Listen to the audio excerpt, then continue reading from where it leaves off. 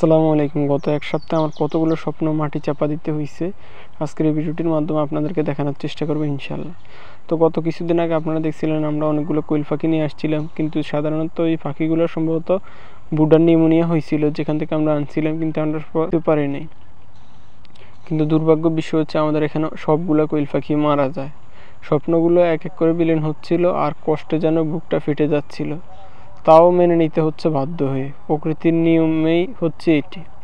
এর পরবর্তী সময় আপনারা দেখেছিলেন গত কিছুদিন আগে আমরা ফার্মি মুরগি অনেকগুলো আনছিলাম, নিয়ে আসার পরবর্তী সময় ওইগুলোকে পালন করি এবং অনেকগুলো বিক্রি করি। তার আলহামদুলিল্লাহ অনেকগুলো টাকাও আমাদের হাতে এসে পৌঁছাইছিল এবং মোটামুটি অনেক লাভ হয়েছিল। পরবর্তী আমরা কিছু মুরগি রেখে দিই ডিমের জন্য, কিন্তু দুর্ভাগ্য বিষয় হচ্ছে এত সুন্দর ম্যানেজমেন্টের পরবর্তী সময় যেহেতু আমাদের মুরগি পালনের জন্য তেমন একটা ভালো জায়গা নেই, পরবর্তী সময় আমরা যেই জায়গাটায় তাদেরকে রাখি চারিদিক দিয়ে পর্দার ব্যবস্থা করলেও দুর্ভাগ্য বিষয় হচ্ছে ফার্মি মুরগি যেহেতু ঠান্ডা প্রতিরোধ তেমন একটা খুবই কম, ঠান্ডা সহনশীল তেমন একটা নয়, তো ওই ফার্মি মুরগির ঠান্ডা লেগে যায়।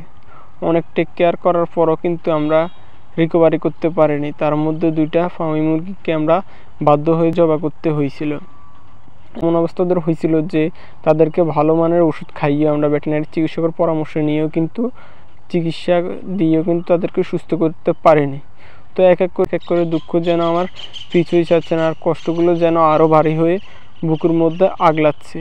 তো এর মধ্যে একটা খুশির খবর নিয়ে আসছিল। গত কয়েকদিন আগে আপনারা দেখছিলাম আমরা অনেকগুলো ডিম বসেছিলাম, বেলজিং হাঁসের ক্রস ডিম। তো আলহামদুলিল্লাহ এখান থেকে 5টা আমরা বাচ্চা পাই, যেগুলো আপনারা দেখতে পাচ্ছেন বর্তমানে মাশাআল্লাহ অনেক সুন্দর এবং সাদা। তো আমরা এই শীতে গিয়ে এদেরকে সার্ভাইভ করতে পারবো কিনা সে বিষয়ে ইনশাআল্লাহ সামনেতে আপনাদেরকে ভিডিও দেব এক এক করে। সেই বিষয়গুলো দেখতে হলে আমাদের চ্যানেলটির সাথে থাকুন।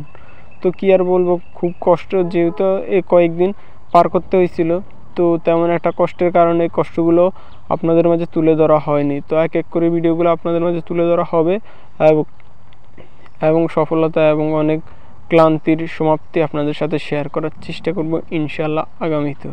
তো আজকের মতো ভিডিও এই পর্যন্ত ছিল। সবাই ভালো থাকবেন, সুস্থ থাকবেন। আল্লাহ হাফেজ। আসসালামু আলাইকুম ওয়া রাহমাতুল্লাহ।